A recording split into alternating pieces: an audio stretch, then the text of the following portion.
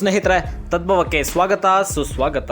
ನಿನ್ನೆ ಮಧ್ಯರಾತ್ರಿ ಸುಮಾರು 3 ಗಂಟೆ, ಬೆಳಗಿನ ಜಾವ 3 ಗಂಟೆ ಸರಿಸುಮಾರು ಬೆಂಗಳೂರು ಗ್ರಾಮಾಂತರ ಜಿಲ್ಲೆ ನೆಲಮಂಗಲ ತಾಲೂಕಿನ ಅಡಕಮಾರನಹಳ್ಳಿ ಬಳಿ ಆಯಿಲ್ ಗೋಡೌನ್ಗೆ ಬೆಂಕಿ ತಗುಲು ಬಿಟ್ಟಿದೆ. ಶಾರ್ಟ್ ಸರ್ಕ್ಯೂಟ್ ನಿಂದ ಈ ಒಂದು ಬೆಂಕಿ ತಗಲಿದೆ. ಸುಮಾರು 40,000 ಅಡಿಯ ಗೋದಾಮು, ಈ ಒಂದು ಗೋದಾಮಿನಲ್ಲಿ ಬೆಂಕಿ ಅವಘಡ ಸಂಭವಿಸಿದೆ. ಸ್ನೇಹಿತರೆ, ಬೆಂಕಿಯ ಕೆನ್ನಾಲಿಗೆಗೆ ಎಷ್ಟು ವ್ಯಾಪಕವಾಗಿ ಹಬ್ಬಿದೆ ಅಂದ್ರೆ ಸುಮಾರು 30 ಕೋಟಿ ರೂಪಾಯಿ ಮೌಲ್ಯದ ವಸ್ತುಗಳು ಬೆಂಕಿಗೆ ಆಹುತಿಯಾಗ್ಬಿಟ್ಟಿದ್ದಾವೆ.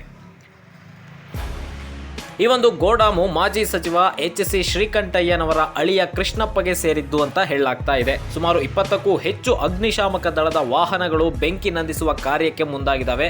ಆದರೂ ಸಹ ಬೆಂಕಿಯನ್ನ ಕಂಟ್ರೋಲ್ ಮಾಡಕ್ ಆಗ್ತಾ ಇಲ್ಲ. ಅಷ್ಟರ ಮಟ್ಟಿಗೆ ವ್ಯಾಪಕವಾಗಿ ಬೆಂಕಿ ವ್ಯಾಪಿಸ್ಕೊಂಡ್ಬಿಟ್ಟಿದೆ. ಗೋದಾಮಿನಲ್ಲಿ ಸುಮಾರು 30 ಕೋಟಿ ವೆಚ್ಚದ ಸಾಮಾನು ಸರಿಂದಾಮಗಳು ಬೆಂಕಿಗಾಹುತಿಗೆ, ಅಗ್ನಿಗಾಹುತಿಗೆ ಬಲಿಯಾಗಿದ್ದಾವೆ. ಆದರೆ ಸದ್ಯಕ್ಕೆ ಯಾವುದೇ ರೀತಿಯಾದಂತಹ ಸಾವು ನೋವು ವರದಿಯಾಗಿಲ್ಲ. ನಮ್ಮ ಅದೃಷ್ಟ. ಇಷ್ಟು ದೃಶ್ಯದಲ್ಲಿ ನೀವು ಗಮನಿಸ್ತಾ ಇರ್ಬೋದು ಬೆಂಕಿಯ ಕೆನ್ನಾಲಿಗೆ ಎಷ್ಟರ ಮಟ್ಟಿಗೆ ವ್ಯಾಪಕವಾಗಿ ಹಬ್ಬಿದೆ ಅಂತಂದರೆ ಸುಮಾರು 20 ಅಗ್ನಿಶಾಮಕ ವಾಹನಗಳು ಹರಸಾಹಸ ಪಡ್ತಾ ಇದ್ದಾವೆ. ಸ್ನೇಹಿತರೆ, ಬೆಳಗಿನ ಜಾವ 3 ಗಂಟೆ ಸುಮಾರಿನಲ್ಲಿ ಶಾರ್ಟ್ ಸರ್ಕ್ಯೂಟ್ ಆಗಿ ಬೆಂಕಿ ಉಂಟಾಗಿತ್ತು. ಈ ಒಂದು ಅಗ್ನಿಯನ್ನು ನಂದಿಸುವ ಸಲುವಾಗಿ ಸುಮಾರು 20 ಫೈರ್ ಇಂಜಿನ್ಗಳು ಬಂದು ಹರಸಾಹಸ ಪಡ್ತಾ ಇದ್ರು. ಬೆಂಕಿ ನಂದಿಸೋದಕ್ಕೆ ಸಾಧ್ಯವಾಗ್ತಾ ಇಲ್ಲ. ಇಲ್ಲಿವರೆಗೂ ಅಂದರೆ ಸುಮಾರು 8:30ವರೆಗೂ ಸಹ ಬೆಂಕಿ ನಂದಿಸುವ ಕಾರ್ಯ ಇನ್ನು ನಡೀತಾನೆ ಇದೆ. ಆದರೂ ಸಹ ಇನ್ನು ಬೆಂಕಿ ನಂದಿಲ್ಲ. ದಟ್ಟವಾದ ಹೊಗೆ ಹೇಗೆ ಬರ್ತಾ ಇದೆ ಅಂದರೆ ಮೋಡಗಳು ತೀರಾ ಮೋಡ ಆದಾಗ ಯಾವ ರೀತಿ ವಾತಾವರಣ ಸೃಷ್ಟಿಯಾಗುತ್ತೋ ಆ ರೀತಿಯಾದಂತಹ ವಾತಾವರಣ ಸೃಷ್ಟಿಯಾಗ್ಬಿಟ್ಟಿದೆ. ನೆಲಮಂಗಲದ ಜನರಲ್ಲಿ ತೀವ್ರವಾದ ಆತಂಕ ಎದುರಾಗಿದೆ ಈ ಒಂದು ಅಗ್ನಿ ಅವಘಡದಿಂದ. ಸುಮಾರು ಜನ ಕೆಲಸಕ್ಕೆ ಅಂತ ಗೋಡೌನ್ಗೆ ತೆರಳ್ತಾ ಇದ್ರು. ಈಗ ಈ ಒಂದು ಅಗ್ನಿ ಅವಘಡದಿಂದ ಅವರೆಲ್ಲರ ಬದುಕು ಎಲ್ಲಿ ಬೀದಿ ಪಾಲಾಗುತ್ತೋ ಅನ್ನುವ ಆತಂಕದಲ್ಲಿ ಜನರು ಎದುರು ನೋಡ್ತಾ ಇದ್ದಾರೆ.